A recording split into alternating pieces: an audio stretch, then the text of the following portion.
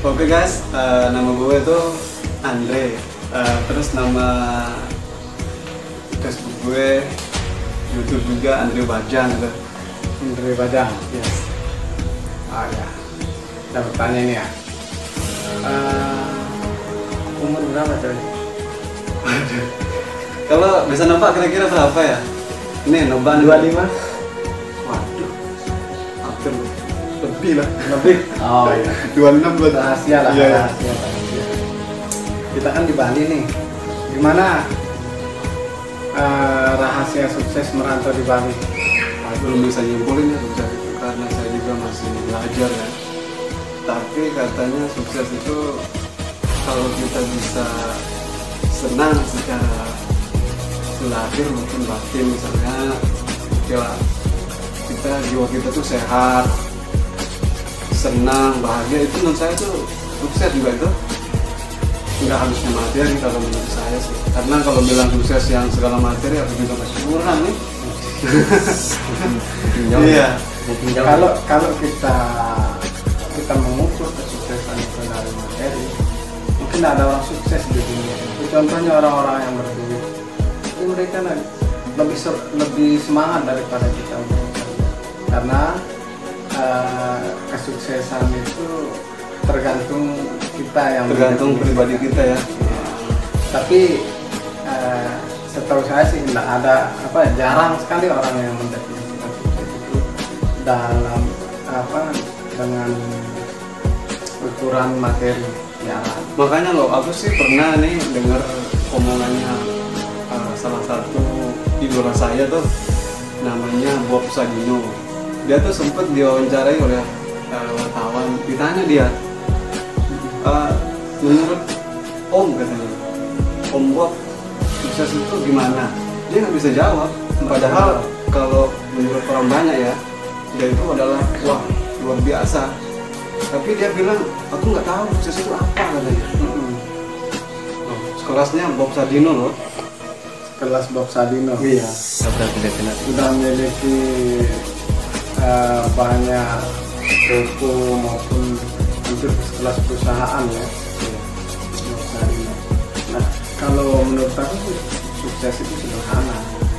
Di saat kamu bisa berbahagia sama keluargamu, bisa membahagiakan keluargamu, itu kita sudah sukses. Kalau saya bisa membahagiakan istri dan anak saya, keluarga saya, hari ini berarti saya sudah sukses. Meskipun masih ada cicil-cicilan. Ya emang hidup ini harus ada itu seimbang. Kalau nggak ada cicilan juga nggak ada cicilan. Oh iya, ada teman saya kerja ngomong kayak gini, nggak ada utang itu nggak semangat kerja bro. Iya benar. Iya benar. Jadi apa ya, dia itu dalam hidupnya itu nggak pernah nggak punya cicilan di bank. Semenjak dia kerja, dia selalu memiliki cicilan di bank. Karena motivasinya untuk kerja untuk bayar cicilan itu. Gitu. Jadi gini, menurut prinsipnya dia itu bahwa dia ngambil uang di bank untuk investasikan, terus nanti dia cicil pakai gajinya. Bagus. Kita kapan seperti itu ya? Semoga 2021 ya. Ntar lagi. Mudah-mudahan. Amin. Terus ini sekarang kan masa pandemi nih. Iya. Masa pandemi, banyak orang yang dirumahkan, banyak orang yang PHK. Lu masih kerja nggak coy? Alhamdulillah sih sampai sekarang masih kerja. Tapi kamu orang yang disayang dong sama bos lu. Ya kalau dibilang sayang sih kayaknya sih bukan. Enggak. Sedang-sedang lah. Sedang-sedang gimana maksudnya? Maksudnya nggak disayang, nggak dibuang gitu. Kalau umpama dibuang kan pasti saya itu dirumahkan gitu. Iya. Kalau disayang tepat sebenarnya. Nggak tepat ya. Sedang-sedang berarti karena emang butuh aja, kalau nggak butuh pasti dibuang. Boleh. Iya bisa jadi. Bisa jadi kayak bisa jadi. Oh berarti hanya untuk sementara. Berarti kalau ada kualitasnya yang lebih baik dari Anda itu berarti mungkin Anda akan dibuang gitu ya? Ya bisa jadi. Tapi gitu. sampai saat ini sih ya kita masih kerja aman-aman. apa namanya, yang penting kerja itu jangan neko-neko lah, kerja sungguh-sungguh. Coy, Boleh untuk ngopi nih? oh sambil ngopi. Ini kan ngobrol di Bali emang seperti itu. Kalau kita malas nggak akan, karena sifat orang Bali sendiri itu rajin. Bayangkan kalau biasanya itu di kampung-kampung itu lulus SMA itu biasanya keluyuran, tapi kalau orang Bali itu langsung kerja. Aku Itu sih juga sifat gini orang bro, Bali. gini bro. Saya tuh pernah nanya sama orang Bali ya.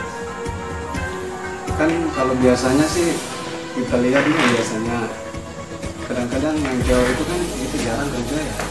Tapi kalau di sini tuh dianjurkan sama orang tuanya ya. Jadinya baik lakinya, baik perempuannya itu ya sama-sama mencari uang gitu. Luar biasa. Saya sih salut sih sama itu. Nah, jadi emang saya juga mengakui bahwa ketekunan, kegiatan, kerajinan orang Bali itu luar biasa. Gitu. Nah, itu kan masalah orang Bali. Menurut lo sendiri nih coy, Iya. culture orang Bali ini seperti apa yang pertama kali Anda rasakan pas baru nyampe di Bali? Budaya orang Bali itu apa namanya? Umpamanya kita ini kan orang tua Muslim gitu kan ya. Di saat misalnya kita lagi misalnya beribadah itu dia ngerti banget loh. Ya kamu lagi ada apa namanya itu ibadah, silakan kerjakan gitu. Itu luar biasa toleransinya. Nah, luar biasa itu. Aku juga salut sama dia. Jadi kalau masalah meskipun kita beda keyakinan, tapi keyakinanmu, keyakinanku, keyakinanku, kita kerja, kalau kita kerjakan dengan cara menurut kepercayaan kita masing-masing, gitu, tanpa mengganggu satu sama lain. Dan kita pun sebagai yang maksudnya di luar di agama kita kan, maksudnya di saat dia juga misalnya lagi ada acara gitu, kita juga menghargai dia gitu. Nah, jadinya kan saling memasuki. Menurutmu nih, biasa kalau orang luar Bali ingin merantau ke Bali, apa yang harus disiapkan sebelum dia membulatkan tekadnya untuk pergi ke Bali? Aku sebelum bisa kalau saya pribadi, kalau saya pribadi itu pertama kalau merantau itu harus benar-benar niat sih pertama. Niat aja nggak cukup betul. Maksudnya dalam artian niat tuh kita harus berani nanti ngambil keputusan resiko apa yang akan terjadi sama kita gitu. Kita harus terima itu segalanya. Resikonya gimana di rantauan. Resiko seperti apa yang terbayang? Misalnya saya dulu, kalau saya dulu merantau ke sini sama saudara sih awalnya. Jadi pas saya merantau itu bawa uang dari kampung halaman tuh ya cukup 1 bulan lah kalau jumlahnya saya ya.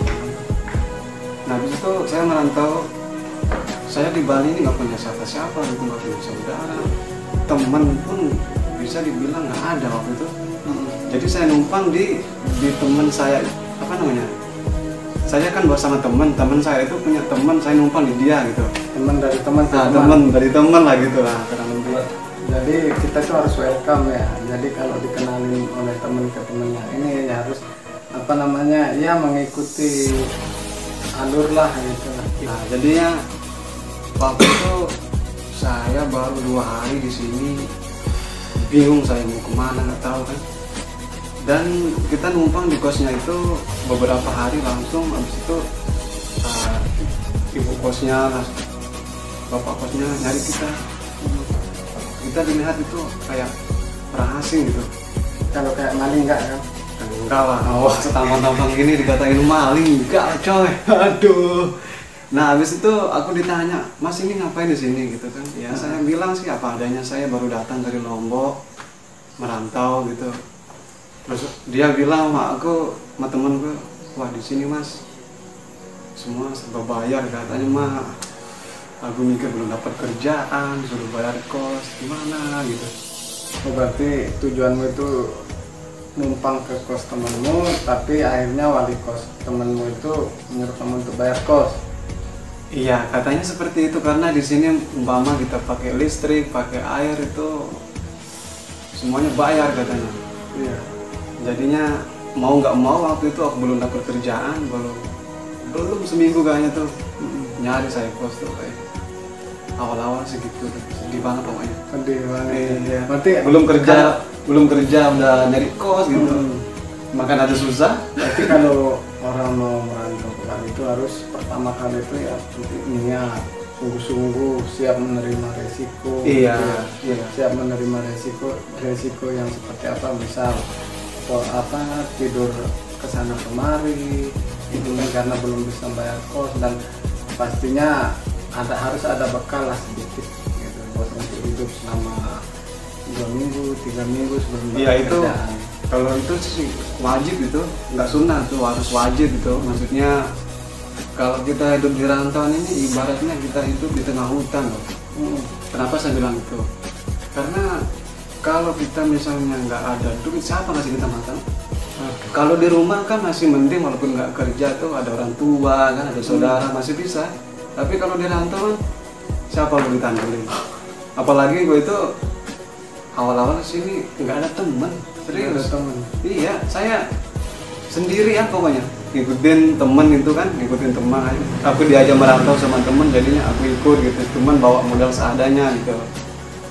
Tapi Modal seadanya itu bisa hidup sebulan ya? kurang lebih lah, kurang lebih. Oh, berarti udah siap gitu ya dari segi materi.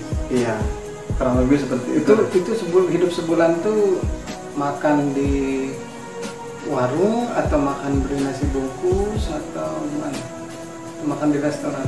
Wah, enggak lah.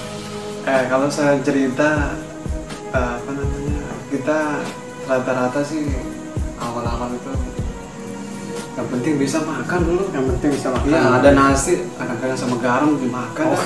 Maksudnya. Nah, ini apa namanya? Mungkin teman-teman penasaran bagaimana sih cara mencari kerjaan di Bali itu? Kalau pengalaman saya nih nyari kerjaan di Bali itu, pertama kita itu harus rajin mencari apa namanya itu? Iya. Kita itu harus rajin mencari informasi. Terus yang kedua itu kalau umpamanya kita nggak punya HP canggih misalnya kan, cari informasi dari internet, bisa langsung datang ke tempat di mana kita mau melamar pekerjaan kan. Nah, gimana caranya datang? Kan kita baru nggak tahu jalan. Nah makanya saya bilang tadi, kalau kita udah hidup di tengah hutan nih, nggak ada teman siapa-siapa, jadinya ada istilah keberanian itu, harus berani berjuang gitu. Kalau nggak gitu nggak makan kita.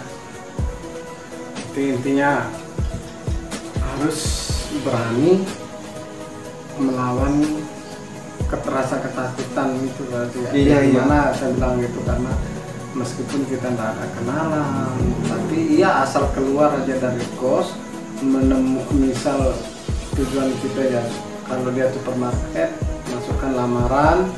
Iya. Dan kira-kira berapa lamaran atau berapa target lamaran dibuat selama 1 hari? Aku sih nggak bisa ngasih tahu harus berapa lamaran yang kita bikin. Yang pertama itu kita itu nyari kerja dengan sungguh-sungguh dan niat gitu. Kan yang penting katanya kalau kita udah usaha pasti kan ada hasilnya. Iya. Tapi kalau kita nggak ada usaha pasti nggak ada hasilnya. Jadinya pertama itu kita harus usaha dulu kan. Usaha. Mau buat lamaran berapa? Kalau kita nggak mau usaha, nggak mau jalan nyari kerjaan nggak bisa juga. Nah, itu kan kalau tidak memiliki HP canggih. Iya. Tapi biasanya loh sekarang itu, biasanya kalau kita merantau itu modal utama itu juga HP yang canggih. Ya paling tidak bisa Facebookan, bisa WA yang punya kuota, dan Iya. bisa dipakai untuk ngirim email gitu kan.